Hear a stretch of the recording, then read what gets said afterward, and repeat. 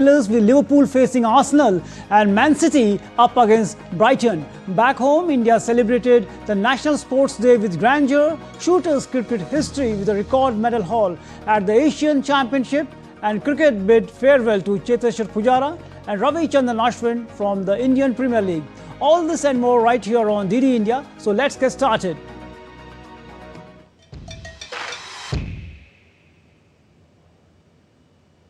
First, the English Premier League. It's the blockbuster match of the weekend as Liverpool host Arsenal on Sunday. The teams finished first and second in the Premier League last season. They make up two of the three teams who have won each of their first two matches of the new campaign. The Reds and Gunners are both expected to be in the hunt for the league title this season, making this match a crucial one. Liverpool are coming off a wild 3-2 victory at Newcastle United that required late heroics from the youngster Rio Numoha to secure the 3 points. Both Liverpool wins have come off late goals, but manager Arne Slot will surely be hoping for a less dramatic ending this time around.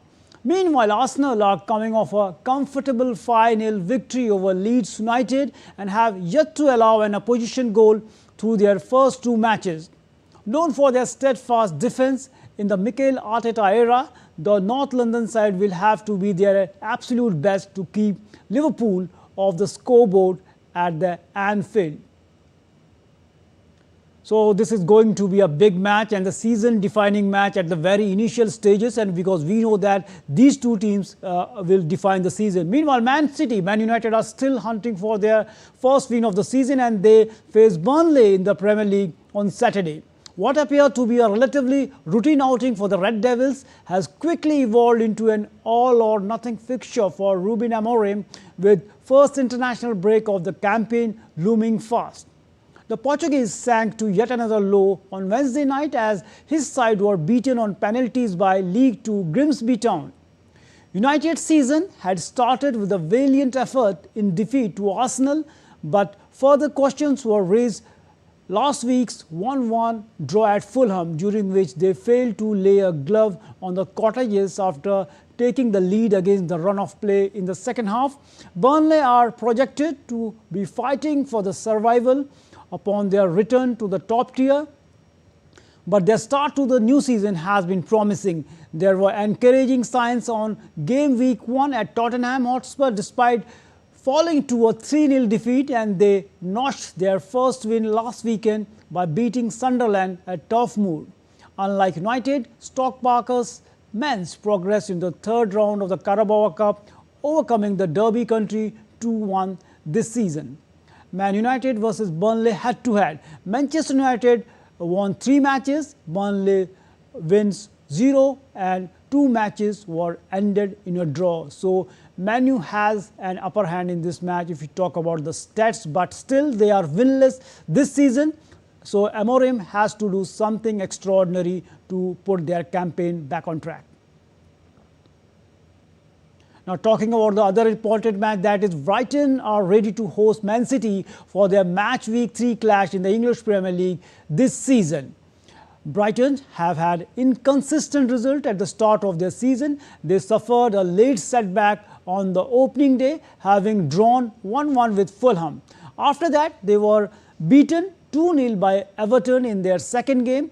This week, however, they boosted their confidence with a 6-0 dominant victory against Oxford United in the Carabao Cup. Brighton's mixed fortunes makes them an unpredictable side this season. And meanwhile, Man City have also struggled with consistency. They won 4-0 on match day 1 against Wolverhampton Wanderers, but then lost 2-0 to Tottenham Hotspur. They go into this game in the 6th place and eager to win again, but they won't have an easy time in East Sussex after what was a difficult campaign by their own standard. City are expected to be a stronger squad now, having signed players like Tijani Rajender and Ryan Chakri gives them a good reason to be optimistic. The dominant win over Wolves saw them getting back on track, but losing to Spurs certainly was a step back in their campaign. But it's early to say. We know that the way Pep Guardiola knows how to manage all the resources. So hoping this time around they will again be there on the top of the Premier League.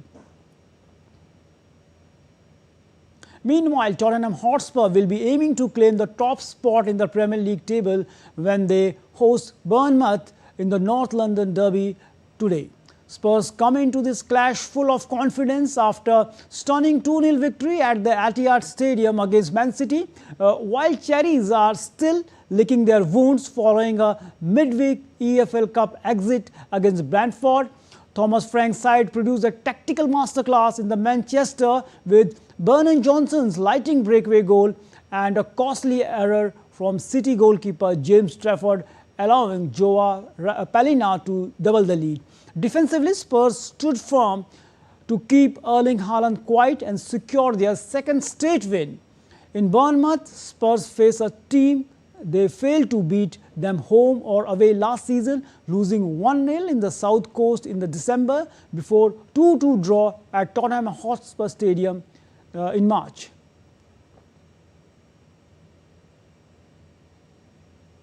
Now, talking about the Europe's biggest tournament, that is UEFA Champions League. The UEFA Champions League is back once again, and the draw is out for the league phase of the 2025-26 season.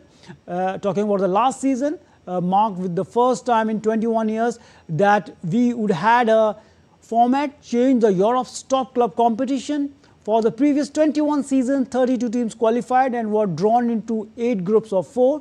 The top 2 teams went through to the round of 16, with third place dropping into the UEFA Cup or the Europa League, and the fourth place eliminated from the Europe entirely. Now we have 36 teams, but they are no longer drawn to the groups. Instead, have a Champions League phase. All clubs are in one big league table.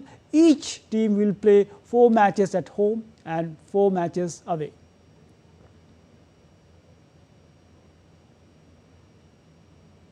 Now let's take a look at the key fixtures of the UEFA Champions League this season. First of all, we talk about the European champion PSG. PSG will play Bayern Munich, Barcelona, and then Atlanta, Bayer Leverkusen, Tottenham Hotspur, Sporting CP, Newcastle, and Athletic Club. And Bayern is a tough competitor for them. And talking about the Barcelona too, so it remains to be seen whether they can defend it or not. Now talking about the next team here, that is our Real Madrid, the most successful team of the UEFA Champions League. They will face Man City, the English club, Liverpool, and the Italian club Juventus. They will face Benfica, Marseille, Olympiacos, Monaco, and Almaty. So Man City and Liverpool will be a different, we can say, a difficult team for the Real Madrid side. Now Liverpool, a tough competition for them and stiff challenges for them, as Real Madrid will be their opponent, Inter Milan, Atletico Madrid, Eintracht Frankfurt, PSV, and Marseille, and Karabakh, and Galatasaray. So only we can say that 2 clubs who can pose a threat to Liverpool are Real Madrid and Inter Milan. Even Atletico Madrid is a tough nut to crack. Now the Bayern Munich fixture, the German giants Chelsea, they will face Paris Saint-Germain, Club Brugge, Arsenal, Sporting CP, PSV, Union SD, and Pafos. So we can say the fantastic fixture. Bayern will face the defending champion PSG, and Arsenal too, in fantastic form, and Chelsea, a difficult team in the European football. Now talking about the next team, that is Inter Milan from Italy. They will face Liverpool, Borussia Dortmund, Arsenal, Atletico Madrid, Slavia Prague, Ajax, and Almaty, along with Union SG. So we can say the marquee clash will be against Liverpool and the Borussia Dortmund, as well as Arsenal. And talking about Atletico Madrid, it is also a side which always pose a threat to any club in the world. And the next team is Barcelona. If you take a look at Barcelona's fixture, they will face champions PSG, then Chelsea, then Eintracht Frankfurt, Club Brugge, Olympiacos, Slavia Prague, Copenhagen and the Newcastle. So relatively an easy draw for the Barcelona, the Giants of Spain, one of the time we can say the dominant force once in the Europe during the time of Messi, during the time of Pep Guardiola. Now talking about some domestic news from India, shifting focus to first shooting. With a final tally of 103 medals including 52 gold, India recorded its most successful campaign at the Asian Shooting Championship, getting 39 more medals from their previous outing at the 15th Asian Championship in Changwon, South Korea. So great, we can say that performance by the Indian team. Host nation Kazakhstan finished second while China finished third. In the medals tally of the 16th Asian Shooting Championship, Manu Bhaker won 3 bronze medals, with one of them coming in an individual event, women's 10-meter air pistol. On the final day of the competition, Ankur Mittal produced a world record-breaking performance. Ankur scored 107 hits across 4 rounds to set a new world record. Ankur Mittal also combined with Bhanu Pratap Singh, Harshvardhan Kavia to win the team bronze in the double trap event.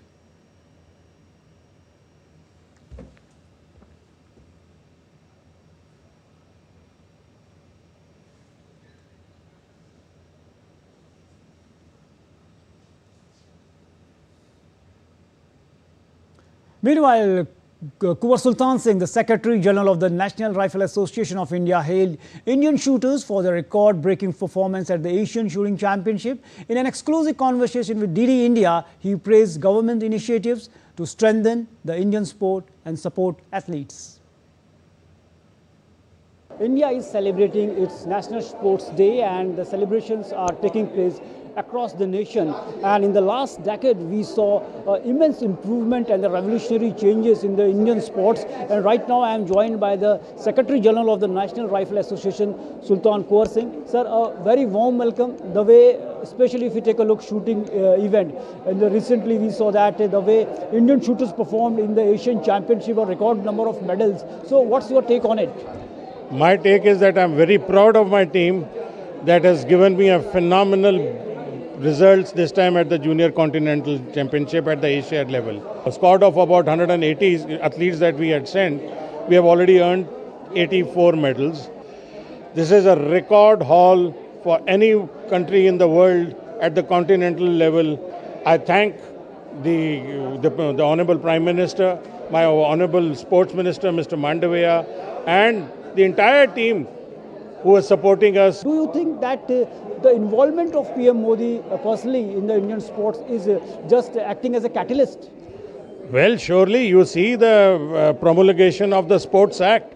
This is I think one kind of a dimension which is going to show the world that India may be only amongst the very few nations who has a dedicated Sports Act, and sports as an activity now gets a constitutional statutory recognition.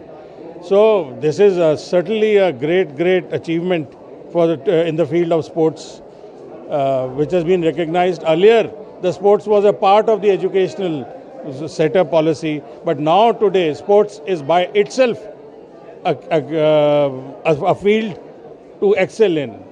That is how sporting field is the only civilized manner of expressing, of sharing and competing with the other nations. Sports is the true medium to fight and to show the power in the world. And right now, India, the way things are happening, our sports person, our athletes are performing at the world level. Definitely, India is on the way to become the next superpower in the world of sports.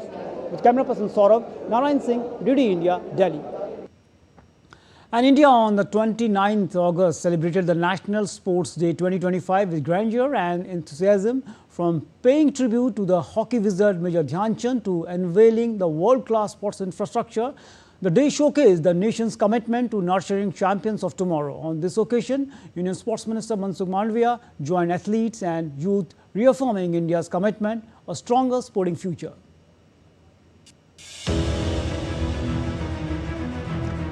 New Delhi witnessed a grand celebration of National Sports Day 2025, marked with tributes, sporting events and infrastructural boosts for athletes. The day began at the National Stadium, where Union Sports Minister Mansukh Mandavia paid floral tribute to hockey wizard Major Dhyan Chand, in whose honor the day is celebrated.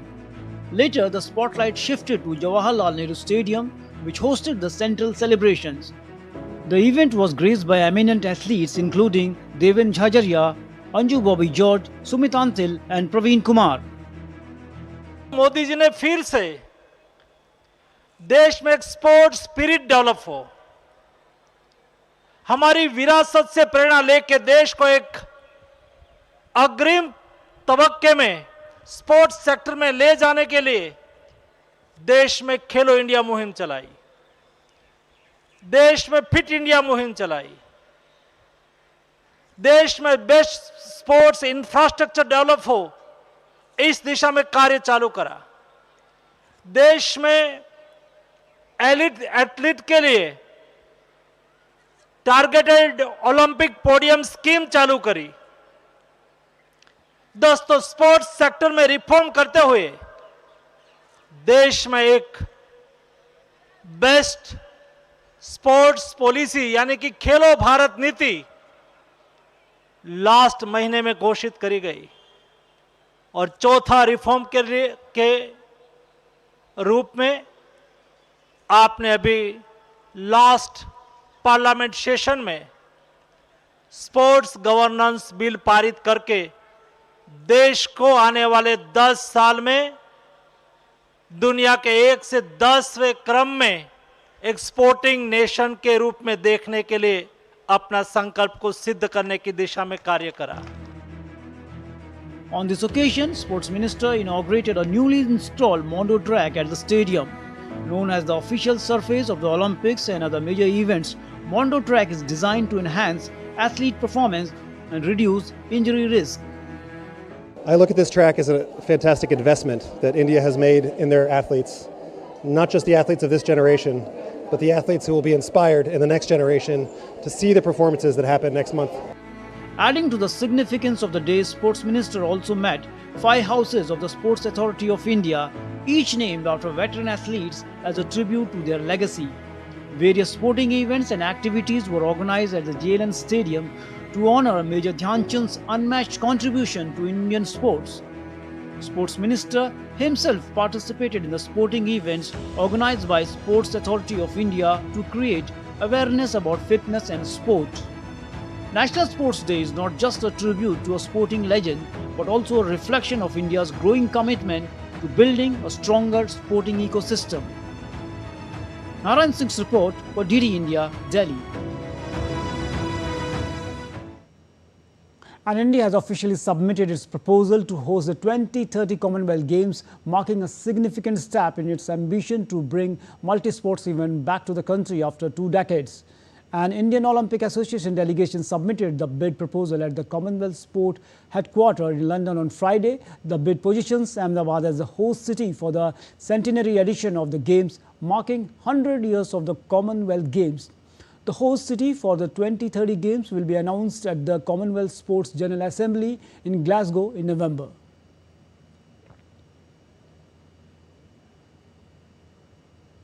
World Yogasana Secretary General Jaideep Arya hailed Prime Minister Narendra Modi for promoting Yogasana across the globe. He said Yogasana athletes in India are now receiving cash rewards and government jobs, reflecting a strong institutional support for the Yogasana athletes. On the National Sports Day, the celebration are taking place all over the India, and right now I am joined by the General Secretary of the World Yogasana, Jaideep Arya ji. Sir, a very warm welcome. Celebrations are taking all over the India on the National Sports Day. So, do you think the way things are happening in the world of sports in India, the vision of the Prime Minister Modi is on the right direction? It is very much on the right direction. I am just explaining you. The Khelo India, it is a new initiative by the Prime Minister of India. The Fit India movement is a new initiative. And only due to our respected Prime Minister Narendra Bhai Modi ji and Mansukh Mandavia ji, it is now happening that our indigenous sports are getting the prime stage in sports. Yogasana incorporated into the sports of Yogasana is now in university games. It is now in a Khelo India and national games. And government of India is also supporting us for the international events. They have supported for our Asian Championship, and now we are going to organize our World Championship. More than 50 countries are going to participate in that World Championship. You see, our players are here from the Yogasana sports doing practice 4 hours per day, and not only practicing, they are getting the rewards also. Lakhs and crores of rupees cash awards they have received from the government of India and also from different state governments. They are getting the C grade jobs. Yogasana sports athletes are not now getting C grade jobs. This is the real encouragement for the sportsmen. I am glad and wishing you all the best on this sports day. So talking about the way, as you mentioned, that Yogasana has been just introduced in the Khelo India Youth Games, University Games, and also now it's a part of the Asian Games that will be next year in Japan. Yes. So do you think that this things is helping our traditional sports, the real sports of India, to be there on the world stage? देखिए, योग means wellness. योग means the well-being. योग means the mental fitness, physical fitness. But all the same, when it comes to the competitive sports, it is a proper game, and we are now preparing the ecosystem. The ecosystem is being supported by the Ministry of Sports, Government of India, and we are glad that athletes are coming, and our parents are now confident, and now they are sending their kids to this game, to this sports. Now arena are full. Now yoga's journey from ashram to arena is now complete, and you will see the athletes on the podium.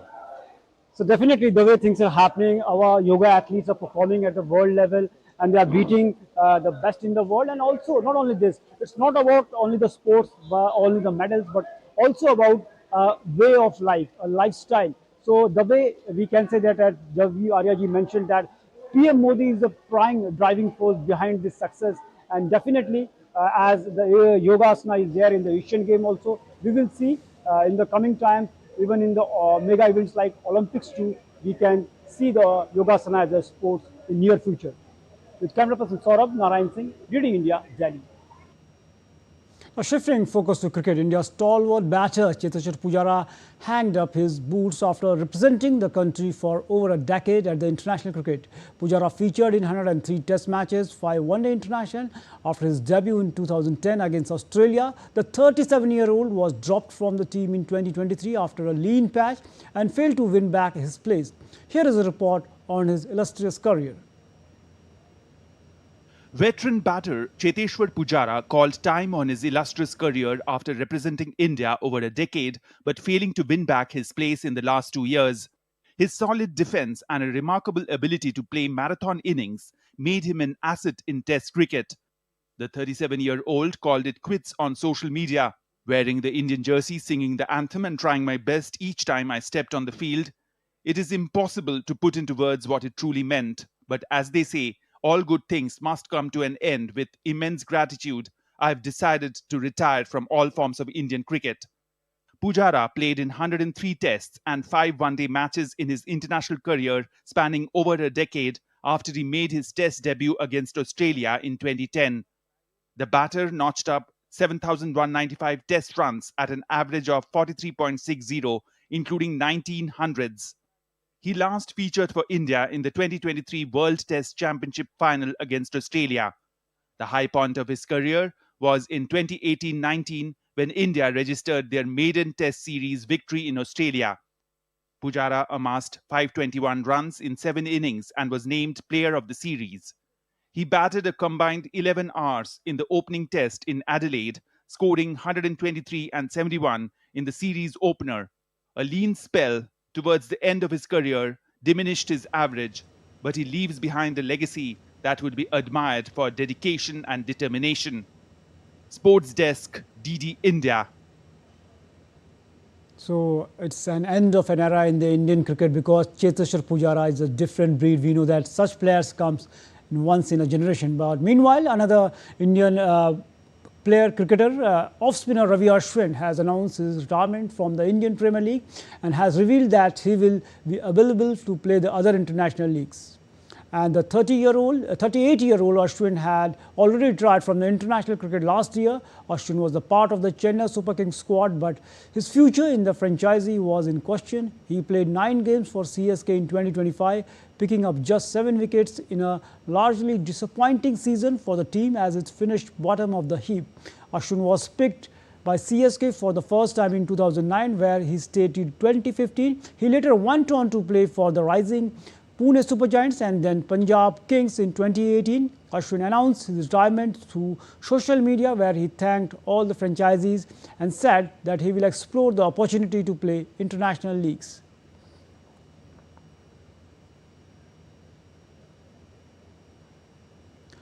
The quaint little town located in Bihar, popularly known for its history and spirituality, is once again buzzing as it is currently hosting the second international hockey tournament in less than 12 months. The Women's Asian Champions Trophy was a huge success when it was held in November last year, as thousands thronged the stadium to catch the glimpse of their favorite stars. And this time it's going to be Men's Asia Cup, and the Rajgir Sports Complex is all geared up. Prime Minister Narendra Modi on Thursday said it was a matter of great joy that Bihar is hosting the Men's Hockey Asia Cup 2025, expressing confidence that the tournament will deliver thrilling contests, extraordinary talent and memorable moments to inspire future generation World Cup. Beside hockey, earlier Bihar hosted marquee events like World Cup Women's Kabaddi and World Cup Sepak Takraw. In May, Bihar also hosted the Khelo India Youth Games 2025, marking its first time in the state, where more than 10,000 participated, including 6,000 athletes took part. The state has an ambition to become a major powerhouse in Indian sport, and the success of hosting the international events and Khelo India Youth Game has reinforced Bihar's emerging role.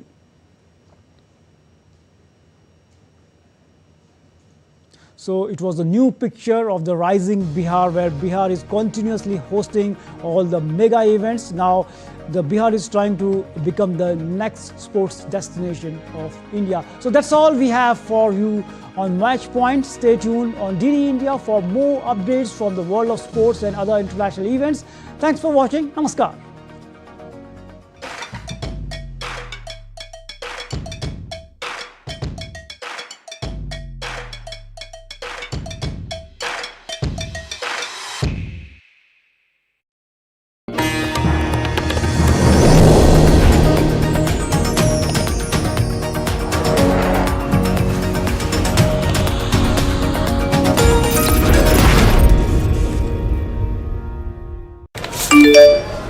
कम समय में ज्यादा मुनाफा, बस एक click में। कमाल है।